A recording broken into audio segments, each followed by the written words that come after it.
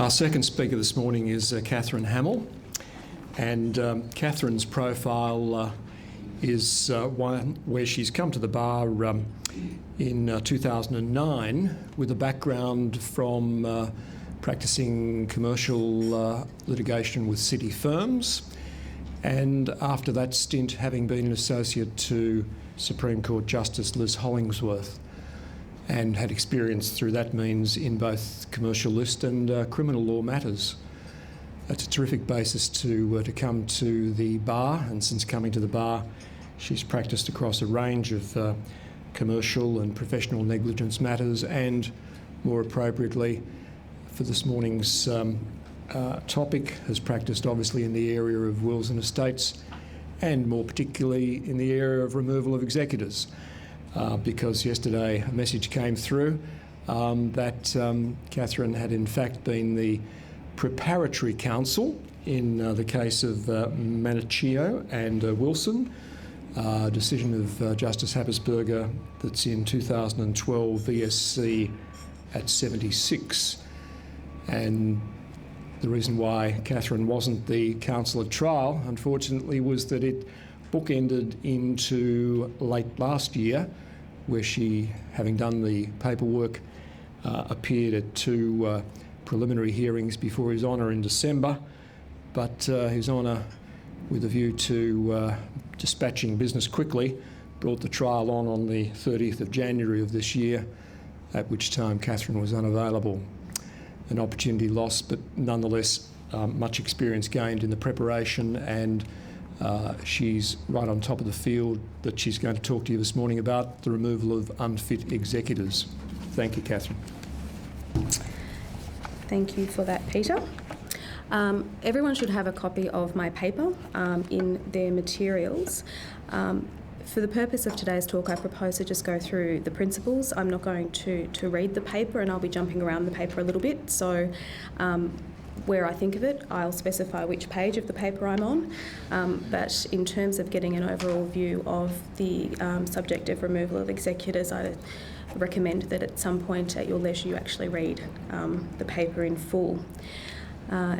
The focus of the presentation today is on removal of executors, where it's been alleged that they have refused to act, though that's not necessarily the case as borne out by the cases, or where there's an allegation that the executor is unfit or incapable of acting in that role.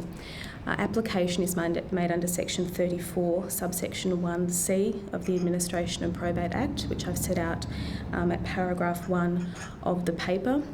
There are other methods of removal under Section 34, namely if the executor has remained out of Victoria for 2 years or more, or if the executor desires to be discharged from that role.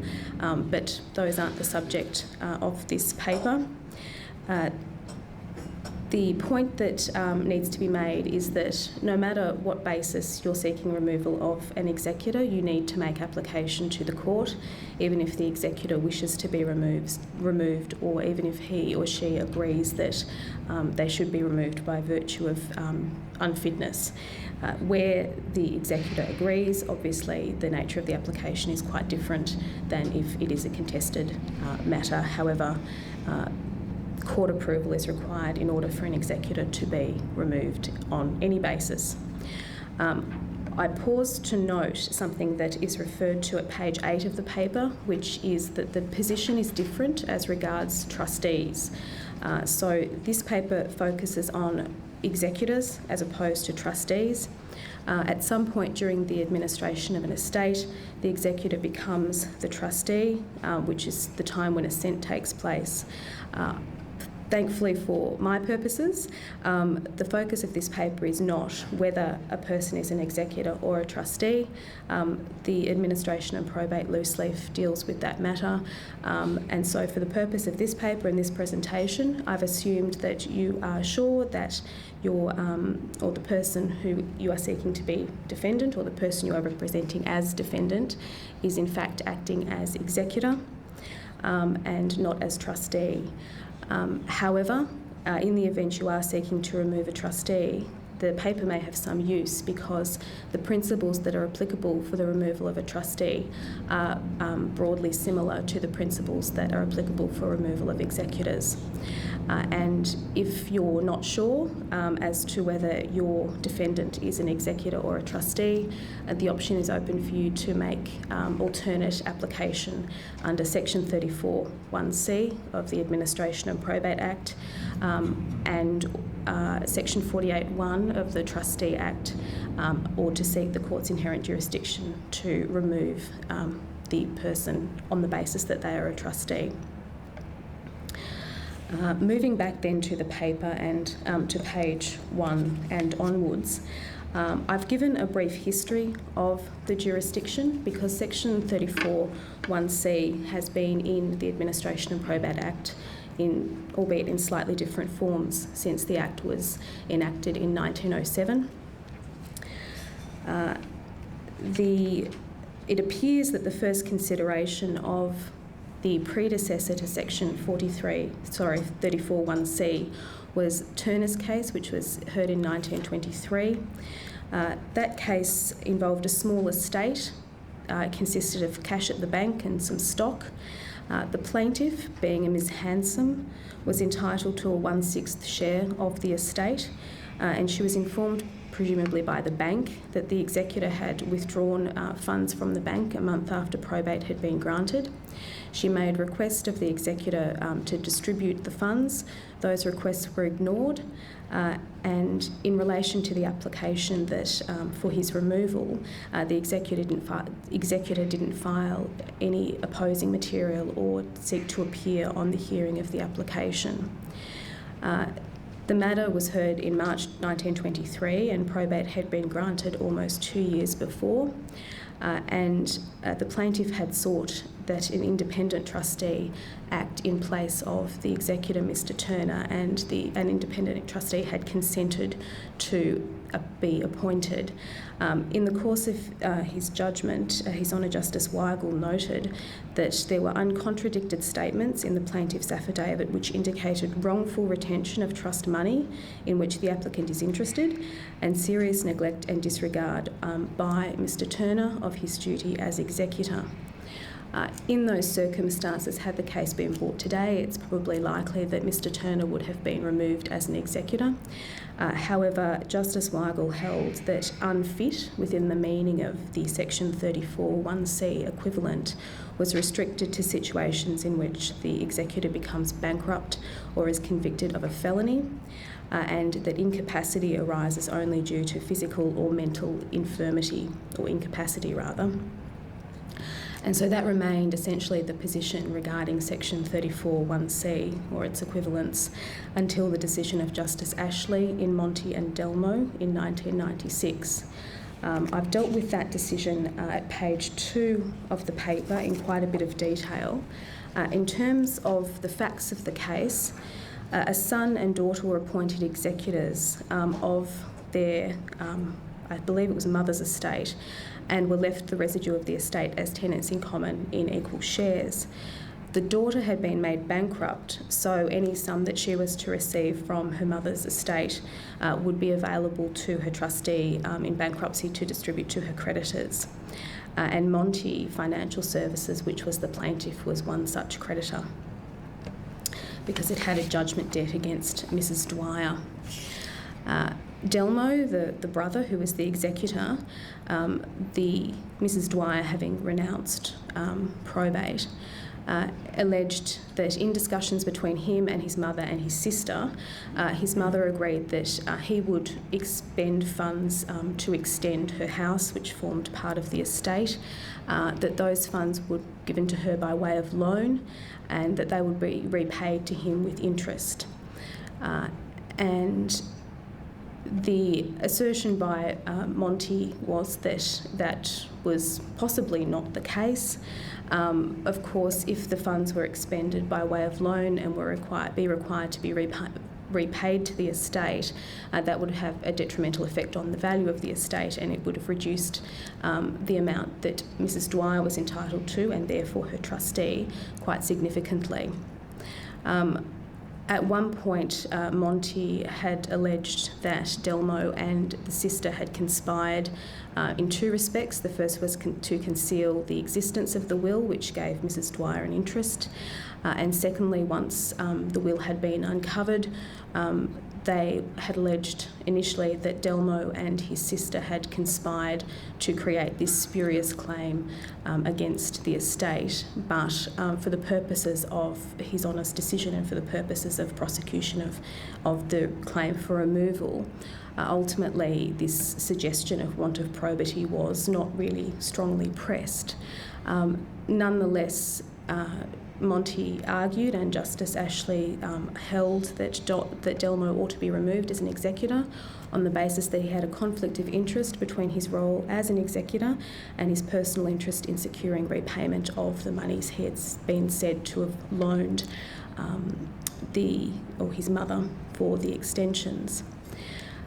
In considering the question of whether Delmo ought to be removed, His Honour considered the decision in Turner's case and found that that was too restrictive in interpretation of unfit and incapable, and he preferred an interpretation of those terms which had been advanced by Justice Nathan in a case called Old Colonialists and Cox, which I've set out in the paper, namely that unfitness bears its ordinary common meaning, that is, that the person is not fit, adapted or suited to continue as an administrator or is not deserving of continuing as an executor.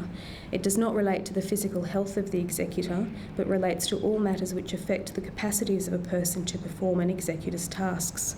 If the attitude of mind is so lethargic that the tasks imposed are not performed with proper expedition or with attention to detail, then unfitness may become manifest. As a result of the decision of Justice Ashley in Monty and Delmo, which has subsequently been approved by a number of first instance judges, and as a result of the Court of Appeal case in Dimos and Skoufertis, is the way that I'm seeking to pronounce it, which I discuss on page 3 of the paper, it's now relatively settled that Turner's case is not to be followed, so the interpretation of unfit or incapable in Turner is no longer the law, and that instead, if you have a situation with a removal of executor, a number of general principles will be taken into account by the court in deciding whether to exercise the discretion to remove the executor. I discussed those at page 4 of the paper. I have summarised them, that there are 4 of them.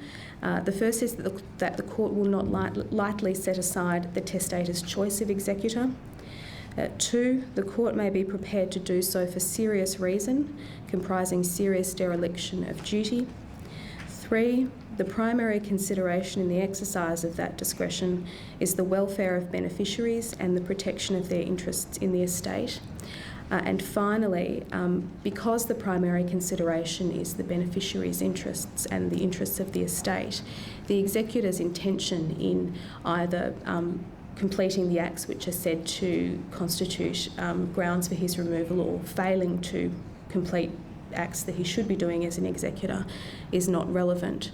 So even if your executor or even if your client, if you're acting for the executor, has acted innocently, but the actions have the effect or have the potential of having a detrimental effect on the estate, then he is just as likely to be removed as if he engages in a course of conduct that is intentional and designed to have the effect of having a detriment to the estate or having a benefit to himself. And on that point, in relation to Monty and Delmo, Justice Ashley did note that Mr. Delmo did appear to have a valid excuse for not applying for probate earlier, and he did note that funds did in fact appear to have been advanced to his mother for the purpose of the extensions. However, in relation to the application for removal, it was not relevant because the intention was not the relevant matter that was taken into account. It was the question of conflict of interest. Each case in relation to removal under section 34(1)(c) is considered on its facts. but the cases that have been decided in Victoria to date show that there are, I say, 5 categories of conduct or omissions which may be relied upon to lead to an order for removal, and I've dealt with those on pages 5 and 6 of the paper. The first is a serious conflict of interest between the executor's personal interests and his or her obligations as executor. That was the situation that arose in Monty and Delmo. This ground of removal, or this ground of allegation, normally involves the executor having to decide the veracity of a claim that he or she is making against the estate in his or her personal capacity. So in a certain extent it will involve the executor having to decide whether he or she is truthful. There's also a question which I haven't raised in the paper but which may come up as to whether the existence of Part 4 proceedings may put the executor in a position of conflict. That matter was alleged in the case of Gowans and Watkins, which is an unreported decision of Justice Teague, which is referred to in the paper, I believe in the footnotes from memory.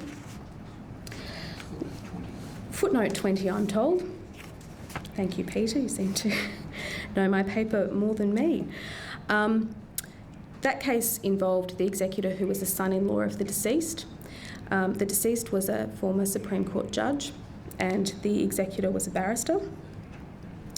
His wife was one of 5 children of the judge, but she was also one of 2 children, 2 of the 5, who didn't take under the will at all.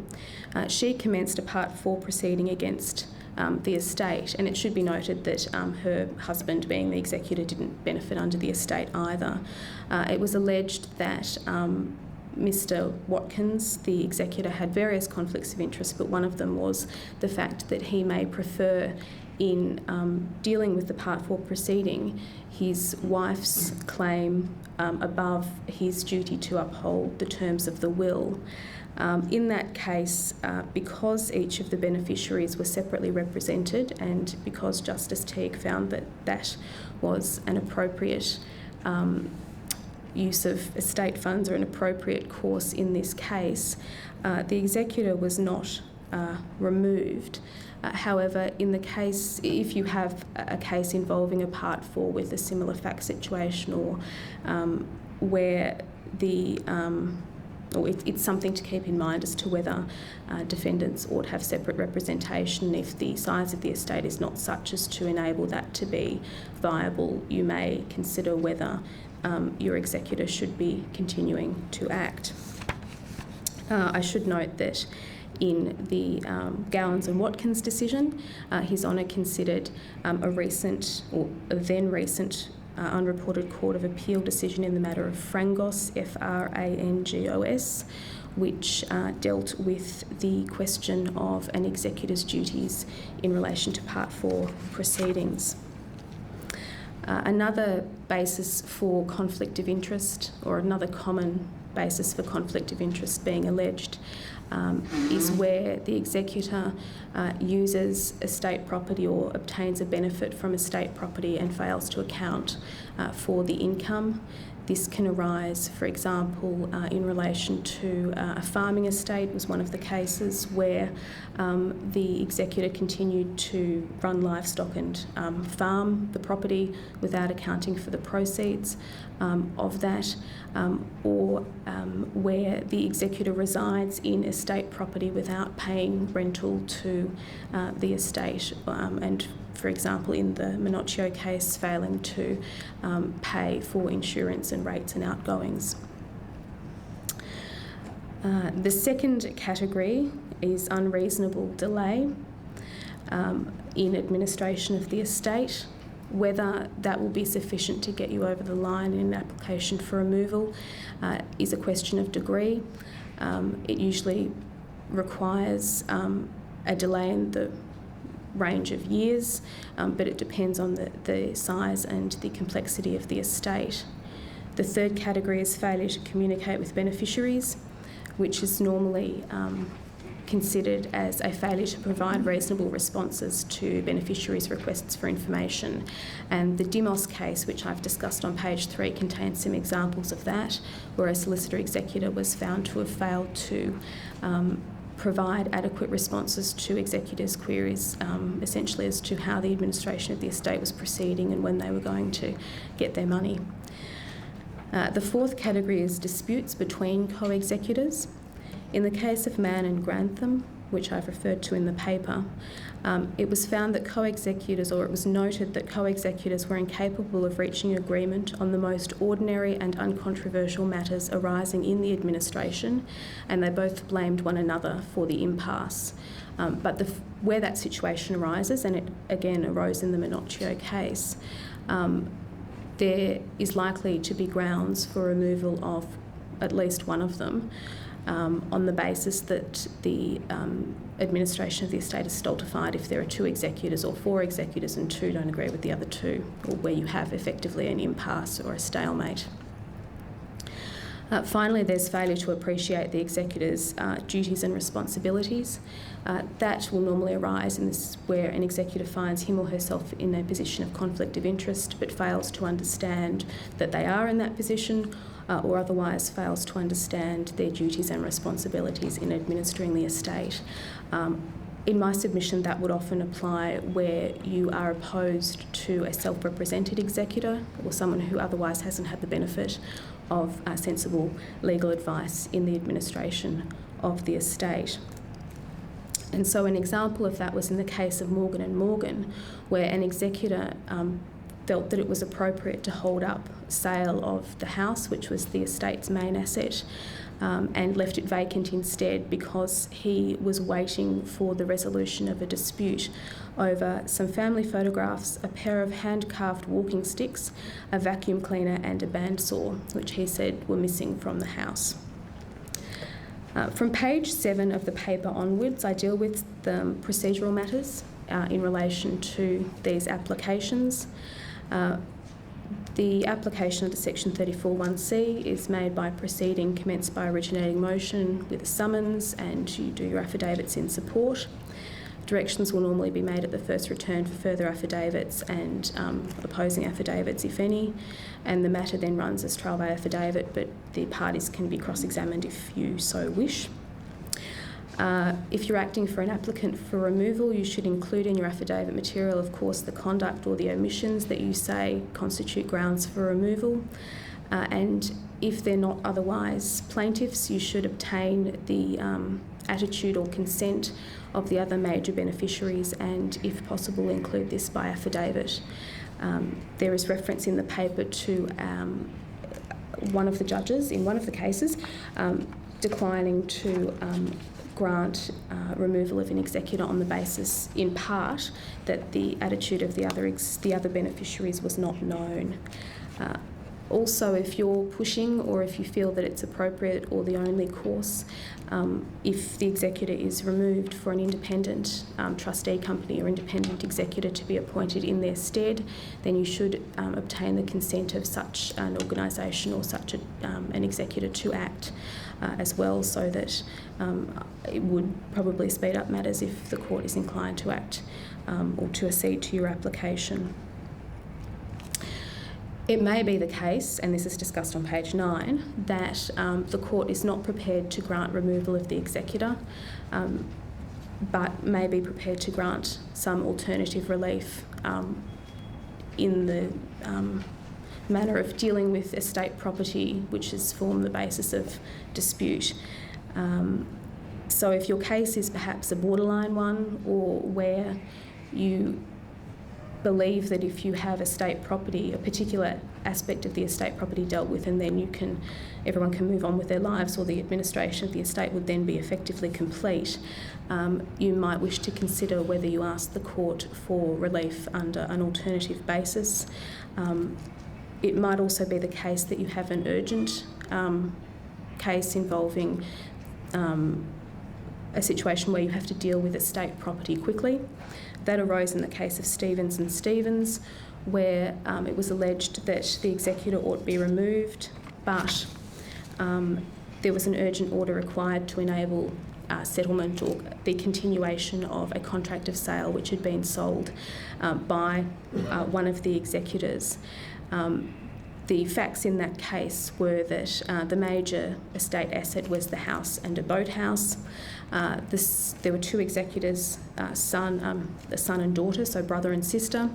The son, Mr. Stevens, wanted to buy the house and the boathouse, and he obtained 3 appraisals with wide-ranging prices, and then made various offers for the property, each of them below the appraisals. And his co-executor suggested, why don't you buy it for the average price of the 3 appraisals? He rejected that offer, so the property was sold by public auction.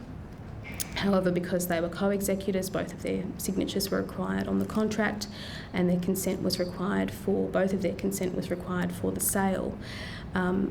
The sister or daughter, as the case may be, was prepared to offer or to accept the offer that had been made at auction, which was $50,000 more than the defendant's best offer and $18,500 more than the highest appraisal.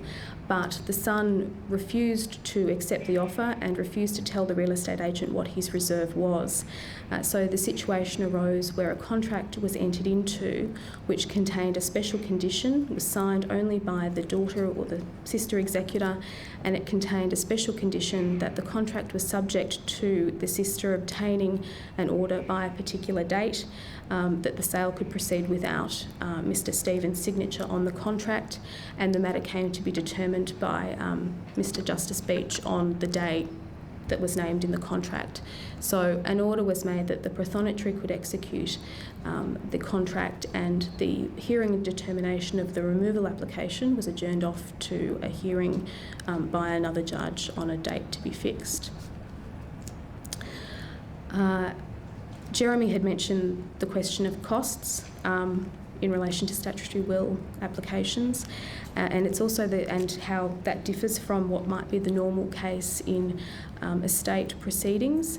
There is also the capacity for removal or departure from the ordinary rule in removal applications.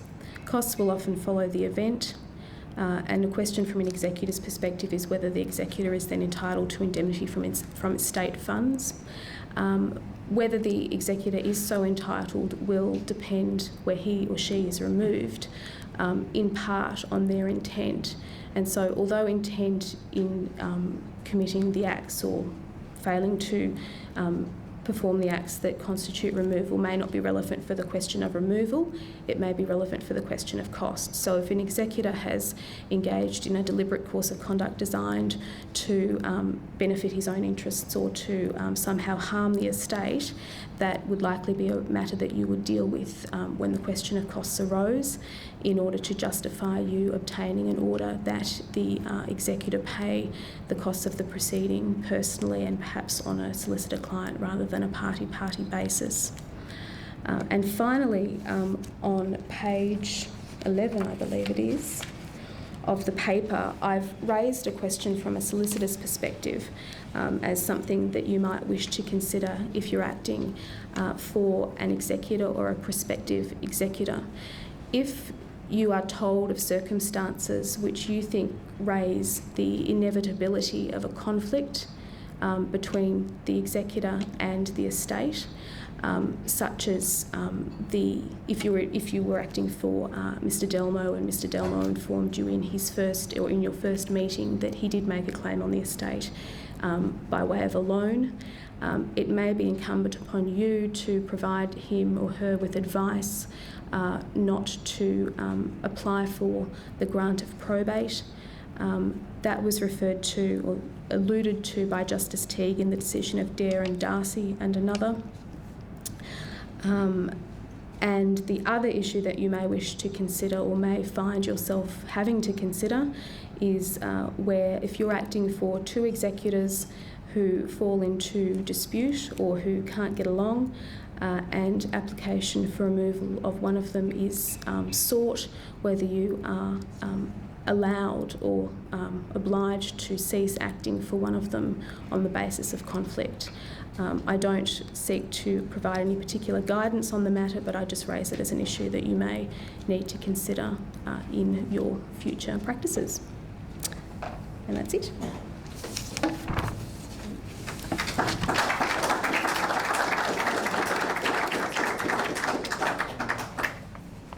Thank you, Kathryn. That was an absolutely illuminating tour de force in the area of removal of executors, with some timely cautions for solicitors' obligations right near the end. Time is a little pressing, but there is some short time for questions.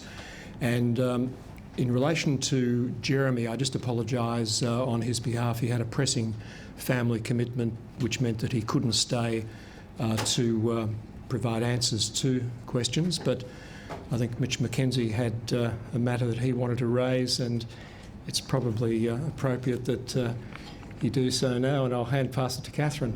I don't think I'm going to let you do that. I had intended to ask this of Jeremy. Wasn't really directly to his paper, because his paper dealt with the way in which applications are made for statutory wills. But the thing that troubled me, and that I was going to pass to the chairman of the meeting, was if the situation is that you are either a long-term family practitioner looking after the family, or an administrator appointed by VCAT, or an attorney under power, and it comes to your attention that there is a current will, and that perhaps there's either a changed circumstance for a family member, illness, disaster, catastrophe, or winning Tapsaloto, a good thing. In what circumstances is there an obligation on a practitioner, an attorney under power, or someone with some responsibility to turn their mind to the question of doing a statutory will, thinking about it? Because the likelihood is the comment was made, the courts now have this power, but someone's got to bring it forward. And I'd be interested as to the circumstances in which, having wandered down to VCAT on that occasion and seeing how state trustees are here today, and I've obviously been involved in several of these things, what's the test? Thank you for the question. Breaking my first rule of the morning, I think if I could provide an answer with this background, as Jeremy made very clear, the test that was originally in the legislation before it was amended meant that there were few cases that would be brought and would succeed. The test was, could the court find on the evidence an accurate reflection of the person with the incapacity's likely intentions? That's quite a narrow and quite a strict test, and as Jeremy made very clear, that has since been altered following the decision in Bolton and Sanders. With the easing of the test, one now imagines that more practitioners, more administrators, faced with circumstances such as arose in a number of the cases that Jeremy discussed, or like circumstances, would give consideration to the need to approach the court and have the court approve a statutory will. However, they wouldn't do so lightly, because Jeremy did, at the end of his paper, refer to the cost consequences of getting it wrong. And for that reason, one would need to take the advice of competent counsel in the area, I suppose, before one embarked too assiduously down the path of taking such an application to court. But putting the matter as succinctly as I can, I think the change in the legislation does cause it to be a matter that now should find its way more quickly to the forefront of the mind of those who are in a position to perhaps take steps to achieve those sorts of outcomes. And I think when I spoke to you very briefly before, it seemed to me that Degoyan Core case is something that was subject to massive publicity at the time. A very sensational case in the strict sense of the word, and that certainly helps to bring to mind the sort of circumstances and how you might turn your mind to it, be you family member or administrator, and go down the path that you were pursuing. But I think it was an excellent question, and so thank you for asking it. Is there any other questions? Yes. I was just wondering, Rich's question, wouldn't there be a risk of the solicitor being involved because they're divulging confidential information, breaching privilege between the testator or testatrix, the person they're holding the will for, and the information that they've got? Wouldn't that be an issue that would prevent them from actually going to court? Well, it's always a very important threshold consideration, but I would have thought that the statutory entitlement is certainly looming very large in the scheme of things, side by side with any possible privilege that might arise. I suppose faced with any troublesome thoughts in that regard, the Ethics Committee would be first telephone call to be made. But at the end of the day, I wouldn't see how that would be a fatal impediment to a particular outcome if that was the way in which it ought to be put. Mitch, did you have any thoughts on that particular aspect of your problem posed? I was minded when I was considering the question and discussing it with you and with Jeremy, that VCAT has a set of guidelines that they say for administrators as to what they should turn their mind to and some of the sort of matters that should be considered. I'm aware of the problem that has arisen from time to time where attorneys under power want to get wills and can't get them from solicitors. I'm aware that solicitors hold the wills preciously in their strong rooms, and the question of knowledge arises. I would have thought a simple application to get access to consider the will is the primary issue, but it could probably be tempered by the fact that there are obviously changed circumstances, and if I can quote him in his absence, Jeremy said, occasionally there will be obvious changed circumstances, and the court case is one, which would mean you ought to go and think about doing something. You might then find the will and consider the position at large and then say, I'm not going to. But I agree with your comment, Peter. Eventually, you will get access if you have a proper basis in due course. Okay. All right. Well, time having ticked around to 9 o'clock, I thank you very much for your attendance this morning. Thank you.